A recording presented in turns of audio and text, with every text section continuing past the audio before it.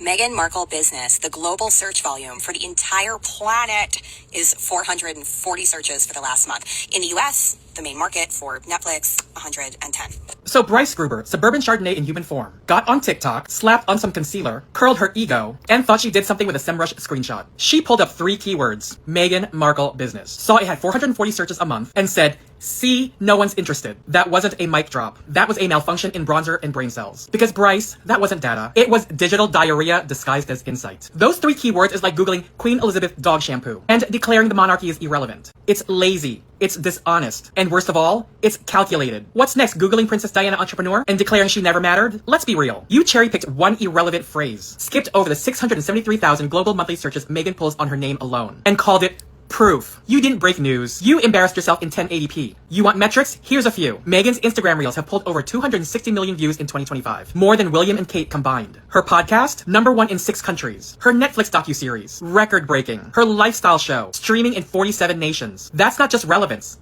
It's an empire. But here's the real question. Why is it always the same crew making these videos? Why is it always the plain yogurt pundits, the casserole crusaders, the sunscreen supremacists, and the folks from the land of no spice, lining up to dissect a black woman's every move like it's a group project for Racism 101? And before you say, it's not about race, let's be honest. You will never find a black or brown creator posting a takedown video of Meghan. Because we don't spend our screen time punching down. We don't obsess over a woman who's already been dragged through the press, stalked by paparazzi, and vilified in every language. This is the unconscious bias Prince Harry warned us about. The deep, festering discomfort when a black woman refuses to shrink. At best, it's microaggression. At worst, it's full-on racism in a Sephora rewards tier. This isn't commentary. This is a hobby for the gentrification nation, the colonizer cosplay crew, the I want to speak to your manager delegation, and the White Walkers of TikTok, who wrap their disdain in fake analytics and call it objectivity. And Bryce, you're not just part of it, you're its final boss. You call yourself a commerce expert, yet you couldn't even monetize your hate correctly. Meanwhile, Meghan dropped a rosé and sold out in under an hour twice. She gets paid for her relevance. You get views off petty. That's not influence. That's content creator cosplay. Let's talk about the real optics. You looked into your camera, overexposed, underblended, and overestimated your own IQ, and tried to dismantle a duchess with a bar graph and a prayer. You didn't look like an analyst. You looked like a saltine socialite spiraling at 2 a.m. Trying to brand your envy as analysis isn't clever. It's pathetic. You weren't reporting. You were doing emotional projection in a filter set to desperation. This was never about Meghan's business. It was about your discomfort. It was about control. It was about a black woman existing freely, joyfully, successfully, and needing to drag her down to your level. But here's the catch. You'll never be on her level. She's not even on your screen. You had to summon her name just to get attention. So let's be clear. You're not the voice. You're not the expert. You're not even background noise. You're a footnote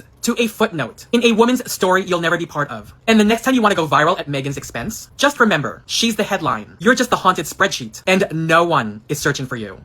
Ladies and gentlemen, buckle up. Because when JTB enters the chat, what you're about to witness isn't commentary.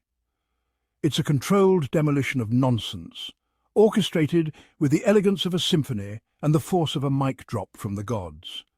And this time, the unfortunate soul in the blast radius was none other than Bryce Gruber, who managed to fumble the journalistic ball so hard it rolled straight into the archives of Oops, I Did No Research. Armed with, wait for it, a SEMrush screenshot, Bryce Gruber thought she was about to deliver the exposé of the century. Instead, what she delivered was the digital equivalent of yelling, "Gotcha!" while holding a potato. Let's be clear, using SEMrush to critique Meghan's relevance is like using a toaster to check someone's blood pressure. It's not just the wrong tool for the job, it's the wrong dimension. Bryce wasn't presenting a bold analysis, she was waving around analytics like a confused pirate mistaking a GPS for buried treasure. Enter JTB, stage left in full intellectual Terminator mode. Where Bryce saw data, JTB saw desperation. With the finesse of a surgeon and the energy of a drag queen reading a rival into oblivion, JTB tore through the weak source argument with comedic precision and surgical snark. Every word a scalpel, every sentence a slap. By the end, the only thing left standing was Meghan's actual popularity and the smoking ruins of Bryce's credibility. Because here's the thing. Bryce thought she was building a case. In reality, she was building a shrine. To her own bias, her own mediocrity, and her own need for engagement crumbs from the anti-Meghan outrage machine. The SEMrush screenshot, a sad little PowerPoint slide of shame, revealing less about Markle and more about Bryce's deeply underwhelming standards for journalism. Meanwhile, JTB, unbothered, thriving, out here turning debunking into performance art. The kind of digital dominance that makes the rest of us look up from our feeds and say, how did they just obliterate an entire argument and make me laugh before breakfast? Let's face it, watching Bryce attempt to analyse Meghan's popularity was like watching someone try to joust with a pool noodle. It was clumsy, off-target and vaguely damp. And JTB, they brought a lightsaber to the spat. Moral of the story, if you're going to come for Meghan Sussex or any high-profile subject, maybe don't do it with a blurry screenshot and a LinkedIn-level understanding of SEO tools. Because when JTB's on watch, flimsy narratives don't just fall apart, they get annihilated with flair. Picture this. Bryce Gruber posts a TikTok video. It's 4 seconds long, yet somehow manages to squeeze in more smugness than a TED Talk delivered from a Peloton. She flashes a SEMrush screenshot, probably thinking she just dropped the mic. Unfortunately for her, what she actually dropped was a digital banana peel. And then JTB showed up with gravity on her side.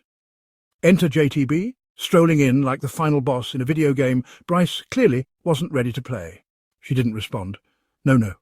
She descended, with the elegance of a linguistic ballerina and the tactical precision of a drone strike with a thesaurus. Where Bryce brought vibes and vibes alone, JTB brought receipts, logic and a verbal flamethrower set to shred. What followed was less response and more intellectual curb stomp. JTB didn't just counter Bryce's argument, she unmade it, atomized it. Scrubbed it from the timeline like it was a regrettable MySpace post from 2007. And let's talk style. JTB's commentary didn't just land, it pirouetted in mid-air, did a triple backflip, and exploded into a perfectly choreographed truth grenade. Every sentence, a high-velocity fact torpedo, every paragraph, a poetic suplex of reason. Bryce was out here swinging with foam noodles while JTB was launching metaphysical warheads made of syllables and surgical burns. By the end, Bryce's analysis was less journalistic insight and more PowerPoint presentation done in a moving car. What she thought was a knockout punch turned out to be a self-own in HD, and JTB, she didn't even break a sweat. She dismantled Bryce's whole premise while probably sipping tea, drafting a second rebuttal and pruning a bonsai tree, simultaneously. This wasn't just a clapback. This was a full-scale rhetorical airstrike, complete with shockwaves of truth and enough precision to make a laser-guided missile blush. Bryce tried to bring heat. JTB brought a sun. Final tally, Bryce, 1 TikTok, 0 logic, 10,000 cringe, JTB 1 takedown, 47 truth bombs, and the absolute decimation of another weak source narrative. So next time someone thinks they're coming for Meghan Sussex, or worse, using SEO charts as character assassination tools, maybe, just maybe, don't do it where JTB lurks. Let's talk about the world's most committed underachievers, the trolls with a Meghan Sussex Google alert and 0 hobbies. These people aren't just online, they're chronically logged in, furiously doom-scrolling through Montecito lawn clippings for evidence of something? A global plot involving avocados? Truly, it's a masterclass in wasted human potential.